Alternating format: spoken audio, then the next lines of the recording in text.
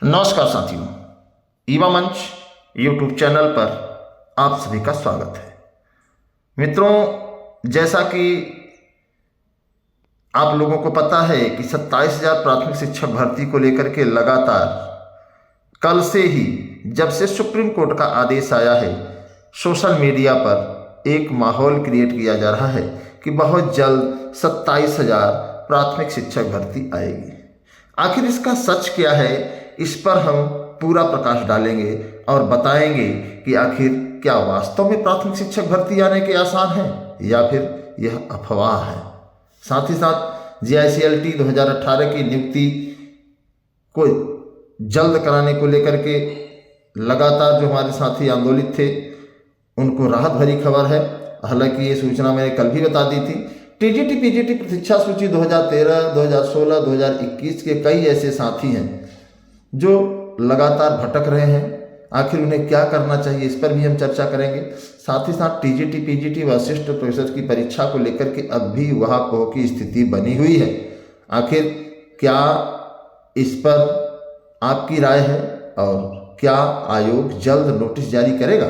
साथ ही साथ adder junior शिक्षक भर्ती को लेकर के कोर्ट में कड़ी टक्कर देखने को मिलेगी। मामला पूरा यह है कि PNP के द्वारा, परीक्षा नियामक प्राधिकारी कार्यालय के द्वारा पहली बार रिजल्ट जब घोषित किया गया तो उसमें आपत्तियां तमाम साथियों ने लगाई और आपत्तियों को सही पाए जाने के बाद जब पुनः मूल्यांकन किया गया पूरे रिजल्ट का, तो तमाम ऐसे साथी जिन्हें बाहर कर दिया गया तो एक कोर्ट में गए हैं। सिंगल बेंच से याचिका खारिज हो गई थी, डबल बेंच में मामला मजबूती से चल रहा है और पूरी वकील की फौज है। और इससे स्पष्ट होता है कि मामले में बहुत संगीनता है और कड़ी टक्कर देखने को न्यायालय में आपको मिलेगी। आप सभी का ध्यान आकृष्ट कराना है कि इलाहाबाद हाई कोर्ट की लखनऊ खंडपीठ में 30 अगस्त को एक आदेश पारित हुआ था जिसमें 68,500 शिक्षक भर्ती में जो रिक्त पद हैं उसी को टारगेट करके याचिका दायर हुई थी। आपको बता दें मित्रों कि यह समाचार पत्र की जो खबर है वो 31 अगस्त को प्रमुखता से लखनऊ सहित पूरे प्रदेश में देखने को मिली, जिसमें चीजें जो बाहर निकल करके आई। मामला यह है कि 68,500 जो शिक्षक भर्ती थी उसमें कटऑफ का एक बड़ा मामला था। कटऑफ का मामला था 30-35 और भर्ती प्रक्रिया पूर्ण होते समय 40-45 की क्राइटेरिया लगा दी गई, जिसमें तमाम जो शिक्षा मित्र साथी थे उनको काफी झटका लगा था। और झटका इसलिए लगा कि जब 30-35 की जगह 40-45 का कटऑफ लगा दिया गया तो रेस से बाहर हो गए। रेस से जब बाहर हो गए तो उनको नियुक्ति नहीं मिली और सीटें खाली चली गईं, जिसके संबंध में उत्तर प्रदेश के मुख्यमंत्री योगी आदित्यनाथ जी ने कहा कि हम भर्तियों को तो दे रहे हैं लेकिन हमारे पास योग्य युवा नहीं है, जिसको लेकर के पक्ष विपक्ष में बड़ी खलबली भी मची। लगातार मामला सुर्खियों में बना रहा। तो आखिर क्या है पूरा मामला, समाचार पत्रों की कटिंग से ही देख लेते हैं। बाकी कोर्ट के आदेश में तो स्पष्ट आप लोगों को पता ही है। वर्ष 2018 में शुरू की गई 68,500 सहायक शिक्षक भर्ती के रिक्त 27,713 पदों के लिए 2 माह के भीतर परीक्षा कराने पर कदम उठाए। न्यायालय ने कहा कि आप अगर ये पद खाली हैं तो इसे आप 2 महीने के अंदर तत्काल भरिए। कोर्ट ने इस मामले में अपील दाखिल करने वाले अभ्यर्थियों को अधिकतम उम्र सीमा संबंधी लाभ, उसमें क्या था कि तमाम ऐसे अभ्यर्थी थे जो ओवर एज हो रहे थे, तो उसमें उन्होंने कहा कि इसमें जो अगर भर्ती में लेट लतीफ़ी हो रही है तो जो याची हैं इनको जो है उम्र सीमा में छूट भी दी जाए ताकि इनके हक और अधिकार के साथ कोई अन्याय न हो।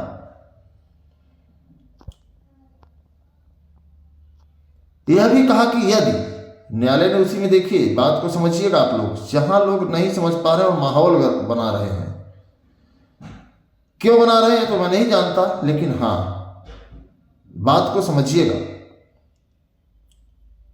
यदि परीक्षा कराने में कोई बाधा हो तो इसकी जानकारी अखबारों में प्रकाशित कराई जाए, ताकि अभ्यर्थियों को पता चल सके कि यह परीक्षा क्यों नहीं कराई जा रही है। ये लाइनें आप लोग थोड़ा सा ध्यान दें। या फिर अगर कोई बाधा है तो यह जानकारी अखबारों में प्रकाशित कराई जाए, ताकि अभ्यर्थियों को पता चल सके कि यह परीक्षा क्यों नहीं कराई जा रही है। यह निर्णय न्यायमूर्ति राजन राय व न्यायमूर्ति ओम प्रकाश शुक्ल की खंडपीठ ने आलोक कुमार व अन्य दर्जनों विशेष अपील पर एक साथ सुनवाई करते हुए पारित किया था। ये अपील एकल पीठ के वर्ष 2018 के उस आदेश के विरुद्ध दायर की गई थी, जिसमें 21 मई 2018 के शासनादेश को निरस्त करते हुए सहायक शिक्षक भर्ती परीक्षा 2018 में न्यूनतम अंक को सामान्य व आरक्षित वर्ग के लिए क्रमशः 40-45 बरकरार रखने का आदेश दिया गया था। 21 मई 2018 के शासनादेश के तहत न्यूनतम अंक को क्रमशः 33-30 कर दिया गया था। अपीलार्थी का कहना था कि एक पीठ के आदेश के बाद हुई परीक्षा में 41,556 अभ्यर्थी ही सफल हो पाए हैं। कहने का मतलब जो 40-45 कट ऑफ हुआ था उसमें 41,556 अभ्यर्थी सफल हो पाए थे, लेकिन बचे हुए 27,713 पदों के लिए इसके बाद परीक्षा नहीं कराई गई। तो इनका कहना था कि 30-33 कट ऑफ कर दिया जाए तो जल्द से जल्द नियुक्ति हो जाएगी। यही कारण है, दूसरी परीक्षा नहीं कराई गई इसकी तमाम मुकदमों की वजह से। इस पर न्यायालय की एकल पीठ ने आदेश को चुनौती देने के संबंध में अपील को खारिज कर दिया। हालांकि सरकार व परिषद के जवाब से भी असंतुष्टि जताई व परीक्षा कराने के लिए तत्काल कदम उठाने का आदेश दिया।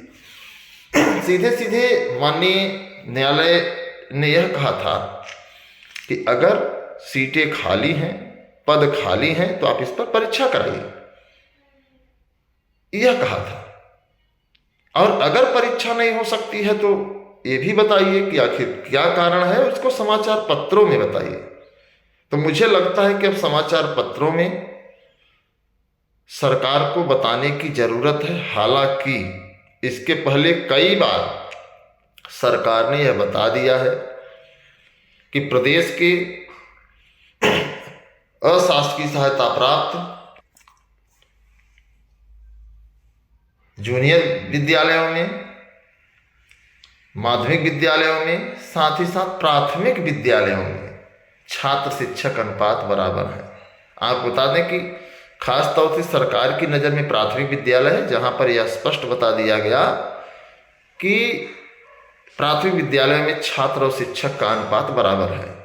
और मुझे लगता है कि सरकार यही समाचार पत्रों के माध्यम से लोगों को बताएगी, क्योंकि NCTE की गाइडलाइन के आधार पर छात्रों के एवज में ही शिक्षकों का चयन किया जाता है। तो छात्र शिक्षक अनुपात अगर बराबर है तो सरकार भर्ती नहीं कर सकती, अर्थात कहने का मतलब परिषद भर्ती नहीं कर सकता। तो कहीं ना कहीं आप इसको देख सकते हैं। इसके पहले भी आपको बता दें कि सुप्रीम कोर्ट में 51,112 पदों की भर्ती के पद खाली हैं, इसका हल्फनामा भी लगाया गया था। लेकिन क्या हुआ? सुप्रीम कोर्ट का आदेश, शिक्षा मित्रों को तीसरी बार मौका। तो क्या आज तक शिक्षा मित्रों को तीसरी बार मौका मिला? 2019 में भर्ती आई थी और अभी भी आरक्षण का मामला उसमें बना हुआ है, लगातार संघर्ष चल रहा है, लोग सुप्रीम कोर्ट में लड़ रहे हैं। तो कहीं ना कहीं चीज़ों को सही से एनालिसिस करिए तो आपको जीवन जीने में ज़्यादा आनंद आएगा। बाकी मैं भी चाहता हूँ कि प्रदेश में जो पद खाली हैं उसे भरा जाए, जो हमारे साथी हैं उन्हें रोजगार दिया जाए, तो ज़्यादा बेहतर होगा। बाकी आपका आरोप प्रत्यारोप लगातार आता रहता है, लेकिन सच्चाई यही है कि सरकार प्राथमिक शिक्षक भर्ती नहीं देने जा रही है। इस बात को आप लोग कान खोल करके सुन लीजिए। एक खबर यही है कि 88 बच्चों के लिए सिर्फ 1.5 लीटर दूध, बीएसए ने पकड़ी गड़बड़ी। एक बात मुझे नहीं कहनी चाहिए, लेकिन मैं कह रहा हूं कि जो हमारे शिक्षक साथी हैं वो अपने विद्यालय के बच्चों के प्रति गंभीर नहीं है। संविलियन विद्यालय है, सोनाली के निरीक्षण में बीएसए को कई अनियमितताएं मिली। निरीक्षण के दौरान मिड डे मील के तहत उपस्थिति 88 बच्चों की थी, लेकिन आपको बता दें बड़ा दुर्भाग्य है, कहना नहीं चाहिए कि बच्चों के लिए जरूरत थी 13.200 लीटर अर्थात 13.25 लीटर दूध की जरूरत थी, लेकिन दूध कितना मिला यह सुन करके आप भी सहम जाएंगे कि आखिरकार भ्रष्टाचार इतना चरम पर है। तो आखिर कैसे दूध मिला 1.700 लीटर, मतलब 1.25 लीटर दूध मिला। हालांकि 1.5 लीटर दूध था, उसमें कुछ पानी मिला दिया गया होगा। तो जब अपने बच्चों के प्रति इस तरीके का काम किया जाएगा तो कौन बच्चा स्कूल में पढ़ने जाएगा। हालांकि अगर देखा जाए तो प्राइमरी विद्यालयों में असहाय, मजदूर, गरीब के बच्चे ही पढ़ने जाते हैं। जो संपन्न हैं वो बच्चे प्रायः मैं आपको बता दूं नर्सरी में पढ़ने जाते हैं। तो आप इसको समझ ही सकते हो, इससे ज़्यादा तो बहुत मुझे नहीं कहना है। तो इन शिक्षकों को भी थोड़ा सा अपने बच्चों के प्रति लगाव, अगर इनके बच्चे इन विद्यालय में पढ़ते तो शायद 1.5 लीटर दूध में 88 बच्चों को वितरण करने की नियति इनकी न होती। लेकिन दुर्भाग्य है कि 1.5 लीटर दूध में ही इन बच्चों को आप समझिए। तो कहीं न कहीं जो विद्यालय में शिक्षक पढ़ा रहे हैं उनके द्वारा भी विद्यालयों को बंद होने की कगार पर ले जाने का पूरा श्रेय जाता है। इसको थोड़ा सा ध्यान से समझिए आप लोग। यह खबर तो आपको पता लग ही गई होगी कि 3 तारीख को ही जिला विद्यालय निरीक्षक बाराबंकी द्वारा तमाम विद्यालयों को जो सूची भेजी गई है 3/12/2024 को। अब परीक्षा इसमें ध्यान से थोड़ा सा पढ़िए, मुझे हंसी आती है कि अभी जिलाधिकारियों ने शायद पत्र नहीं भेजा, जबकि 30 तारीख को ही शिक्षा सेवा चयन आयोग से भेज दिया गया। इसमें देखिए क्या विषय, उत्तर प्रदेश शिक्षा सेवा चयन आयोग प्रयागराज के पत्रांक इतने 11/11/2024 के संदर्भ में अवगत कराना है कि उत्तर प्रदेश शिक्षा सेवा चयन आयोग का प्रवक्ता संवर्ग प्रशिक्षित स्नातक के पदों को चयन हेतु माह दिसंबर 2024 के तृतीय सप्ताह और जनवरी के 2025 के द्वितीय सप्ताह में लिखित परीक्षा का आयोजित कराने का प्रस्ताव है। आयोग द्वारा उक्त तीनों परीक्षाओं के क्रम में मंडल, जनपद, मुख्यवार तमाम परीक्षाओं को लेकर के ये 3 तारीख को पत्र जारी हुआ है और 19/6 के बीच प्राविधानों के आधार पर जो भ्रष्टाचार निवारण अधिनियम बना है उसके आधार पर है। तो कहीं ना कहीं बात चीजें बड़ी गोलमोल हैं, कुछ चीजें समझ में नहीं आ रही कि आखिर शिक्षा सेवा चयन आयोग परीक्षा कब कराएगा, इसको लेकर के नोटिस जारी क्यों नहीं कर रहा है। ये भी चीजें हैं, इस पर भी हमें आपको थोड़ा सा गंभीर रहना होगा, क्योंकि जब अभी ये लेटर जारी हो गए हैं तो 3 तारीख को जिला विद्यालय निरीक्षक ने जब पत्र जारी किया है तो कहीं ना कहीं 30 तारीख का पत्र अभी वहां नहीं पहुंचा है। अन्यथा की स्थिति में 30 तारीख का पत्र जाता। हालांकि आयोग ने 30 तारीख को ही पत्र भेज करके टीजीटी पीजीटी अक्टूबर में और असिस्टेंट प्रोफेसर फरवरी में कराने का प्रस्ताव भेजा है। फिलहाल अभी केंद्र नहीं मिले हैं, जैसे ही केंद्र मिलते हैं तो आयोग द्वारा नोटिस जारी कराने का सिलसिला शुरू हो सकता है। जीआईसी-एलटी ग्रेड और प्रवक्ता के खाली पदों को भरने की प्रक्रिया जल्द, इसको एक माहौल बनाया जा रहा है, जबकि पूरा मामला है माध्यमिक शिक्षा निदेशक महेंद्र 2018 के अवशिष्ट सत्ता सूची का है, जिसको दिसंबर में कराने को लेकर के जो है इसको जारी किया गया है। तो कहीं ना कहीं जो अवशेष सूची के अभ्यर्थी को नियुक्ति और पदस्थापन की प्रक्रिया का एनआईसी के जरिए आगे बढ़ाया जाएगा, तो उसी का मामला है। ऊपर जो हेडिंग बनी है जीआईसी-एलटी ग्रेड और प्रवक्ता के खाली पदों को भरने की प्रक्रिया जल्द, तो थोड़ा इसको बहुत बड़ा व्यापक स्तर पर न सोचें। एडी जूनियर शिक्षक भर्ती की अगर मैं बात करूँ आपको, तो राधेश्याम यादव बनाम 11 साथी हैं, और उसमें जो है अगर देखा जाए सीमांत सिंह अधिवक्ता हैं, उनके द्वारा जो है ये याचिका दायर की गई है। और आपको बता दें कि इसमें एक बड़ी मुकाबले को देखने को मिल सकता है। आप देख सकते हैं कितने वकील, सिद्धार्थ खरे साहब हैं, अनुराग त्रिपाठी सर हैं, अजय मिश्रा जी हैं, श्री कृष्ण मिश्रा जी हैं। तो एक बड़ी फौज इधर है और इधर सीमांत सिंह जी हैं। तो हालांकि मुकाबला देखने को मिलेगा। और मामला पूरा यह है, आप लोग इसके बारे में जानते हैं कि पीएनपी के द्वारा, परीक्षा नियामक प्राधिकारी कार्यालय के द्वारा जो डबल बार मूल्यांकन अर्थात दूसरी बार जो मूल्यांकन किया गया, उसमें इनके रिजल्ट को इनवैलिड कर दिया गया है। और ऐसे कई केसेस हैं, और सभी केसों में जो state of UP standard council है, CSC हैं, तो सब लोग कड़ा टक्कर देने के लिए एकदम कमर कस लिए हैं। अगर सुनवाई होती, हालांकि उम्मीद तो कम है कि सुनवाई हो जल्दी, चूंकि 67 प्लस लिस्ट में है।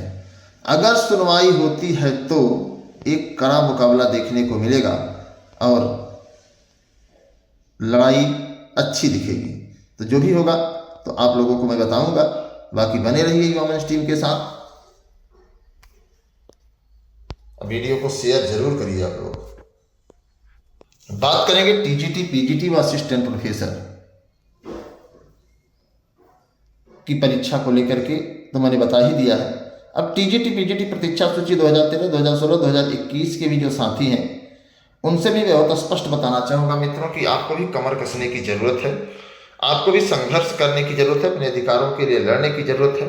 और मुझे यकीन है कि अगर आप लोग संघर्ष करेंगे तो जिस तरीके से GICLD 2018 की अवशेष श्रेष्ठता सूची में जो चयनित साथी हैं, एक लंबे समय से इनको नियुक्ति नहीं मिल रही थी, आज नियुक्ति के पत्र कल ही जारी हो गए हैं, तो कहीं न कहीं आपके लिए भी यह अच्छी बात होगी। तो मैं यही चाहूँगा कि आप लोग इस संघर्ष का हिस्सा बनिए और अपने भविष्य को सुनिश्चित करिए। युवा मंच टीम आपके साथ हर पल हर क्षण खड़ी है। तो जय हिंद, इंकलाब जिंदाबाद।